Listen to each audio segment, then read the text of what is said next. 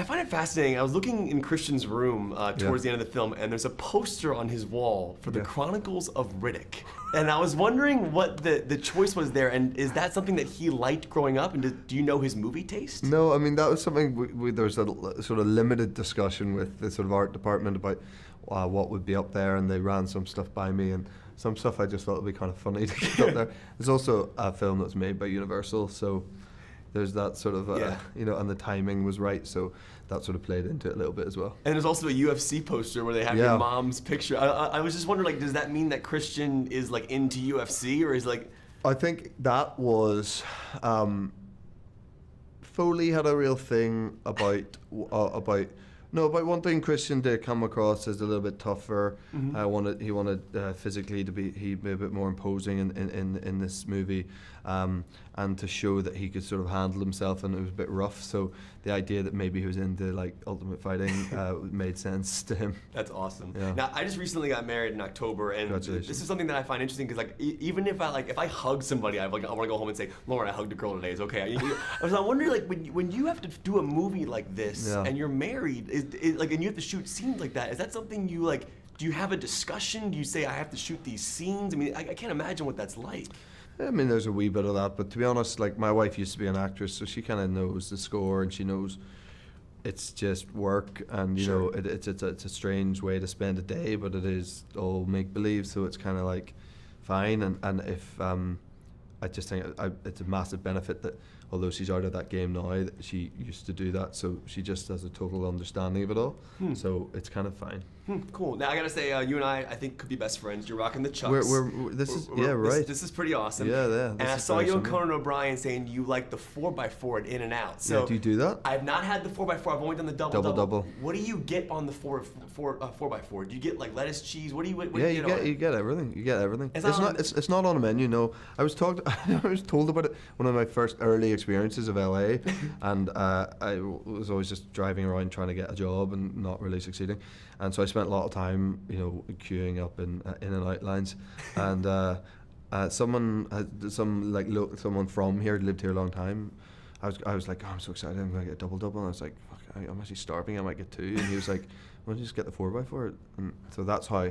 So I can't even remember who it was, but someone introduced me to it, and it's 4 patties, I think, and it's 3 pieces of like bun, and then all the other stuff that goes in there. I'm going tonight. It's amazing, man. I mean, it is hardcore, but it's great. I was doing some research in regards to like the movie and the production when you were cast for the film, and I saw a story about the idea that in contracts you can limit what nudity is shown in a film, and I was wondering like how that becomes. How do you word that? Is it like you can show certain things, you block certain things? Yeah. How does that work when you put that in a contract? I can't imagine what that wording looks like. You'd rather my lawyer was sat in front of you right now, because he is the person who deals with all of that. I just sort of give it a quick glance. He explains it to me in layman's terms, and I sign it. Yeah, you're like, okay, not going to show this, not going to show that. Yeah. You know, I love the fact that you've done television, and what I find interesting is on television you get to expand a character over multiple episodes. But within this film, you shot both 2 and 3 at the same time. Yeah. And I'm wondering, emotionally, could you compare and contrast the difference of jumping from second movie to a third movie in one day? And do you remember a scene specifically you shot in 3 that you also had to shoot in 2 in the same day? Yeah, there's lots of days like that. I can't specific what scenes it was, but there were lots of days like that. And actually, for me, I think Dakota would admit this herself, it was more jarring for her because she's never done television before, and I've done, you know, a fair bit of it, and something like The Fall in the first series, we would have days where we'd shoot scenes from all 5 episodes, and a lot happens in those 5 hours of television. Your arc is crazy. It's crazy. So I think I'm a little bit better at getting used to, you know, where your head's at, but you just have to be constantly sort of reminding yourself of where you are. It's tricky, but you know, it's just one of those things that it financially makes sense to not have to go back to some location 3 months later when you could just shoot it on the day, you know. But it's kind of fine. Well, sir, you are awesome. It was a pleasure meeting you. Thank you for talking to me. So I know this story derives from fan fiction, and I find it interesting that it connection to Twilight. And I'm wondering if you could see Bella and Anastasia meet. What do you think they would talk about? Like, would they talk about like Edward and Christian? Like, what would they talk about? I have no clue.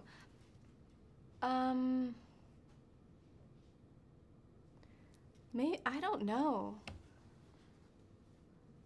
maybe they're like so similar that that it would create some sort of black hole and they would just cancel each other out and then nothing would happen. This is awesome. This needs to be a movie. Yeah. Okay, I would definitely watch that. Obviously, I'm really pleased with that answer. That's a great answer. Thanks. I think the fans will be happy with that too. Now, I love the idea of you shooting both films at the same time, and I think as an actor, it's so interesting because you have to change your arc because it's a different part of the story. And I'm wondering, like, do you remember a specific scene you shot in 2 and then had to shoot a scene in 3 right afterwards? How do you jump back and forth like that? Yeah, that was really tricky.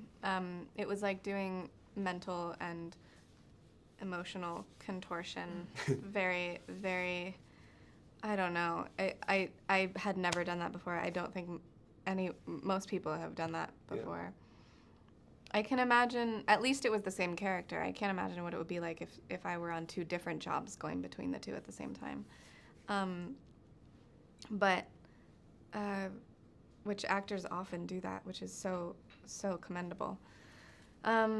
I can't remember what exact scenes we shot on the same day, but it was like a full hair and makeup changeover. And wow. Yeah. That's very crazy. Confusing. Now, you've worked with David Fincher, one of my favorite filmmakers of all time, and I think that part is so great in The Social Network. And but he shoots so many different takes of every scene that he does. Yeah. And I'm wondering, when you work with someone, like when you go into a different director's environment, do you have to is it weird changing the number of takes? Like in this movie, I'm assuming you don't have to do 100 takes like Fincher did in those movies. No. Yeah, that would be really awkward if Fincher was directing. Yeah, well, it's a completely different recipe for a completely different kind of cake. So what we're trying to accomplish is enhancing certain moments and making sure we get certain like fan favorite scenes right, and it's like a very specific formula to do it, and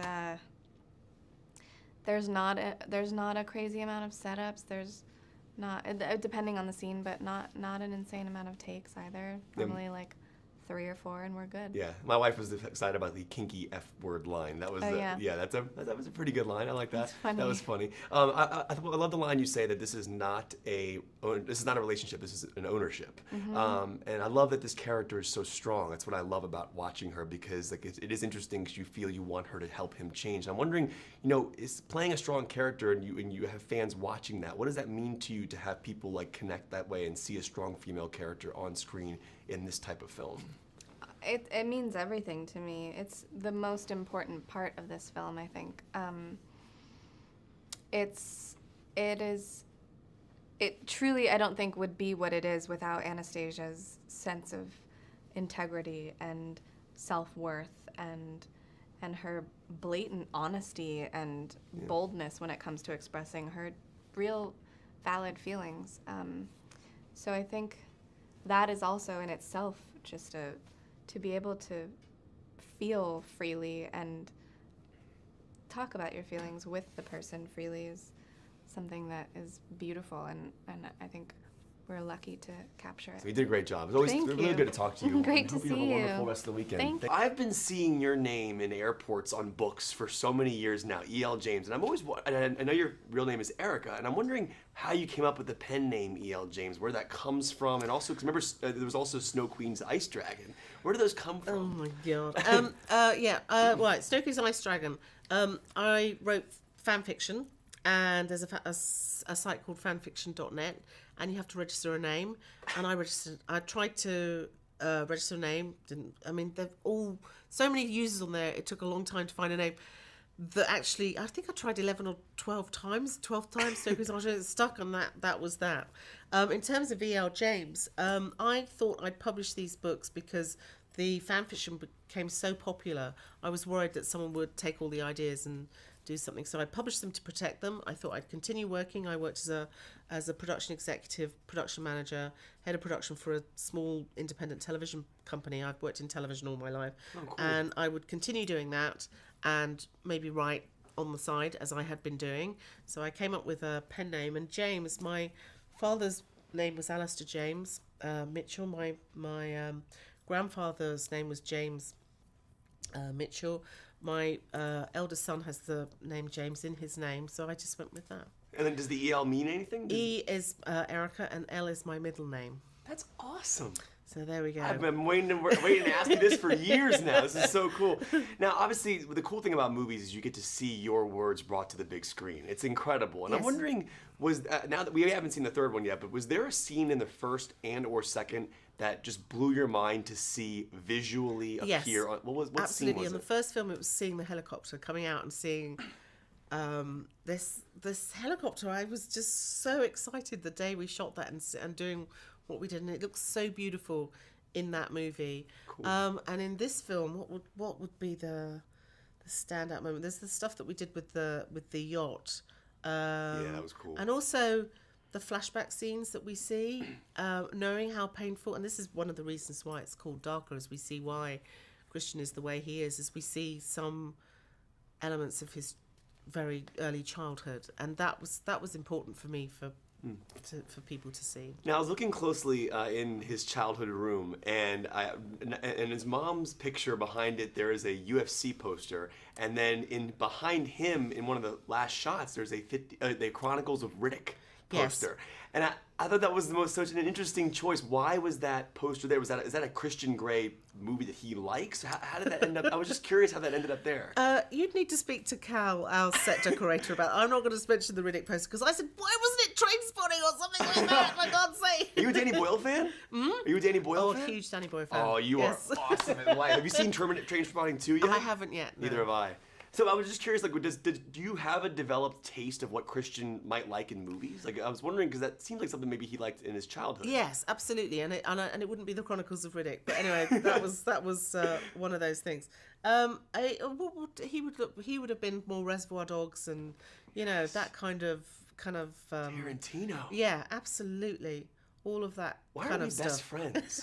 We need to be we can be friends. best friends. I mean, you like all the same movies I like. Well, it's so nice to meet you. They're wrapping me up, but thank you so much for the time. And Yes, it's a pleasure. To meet you. Nice to meet you as well. Yes, My wife been reading your books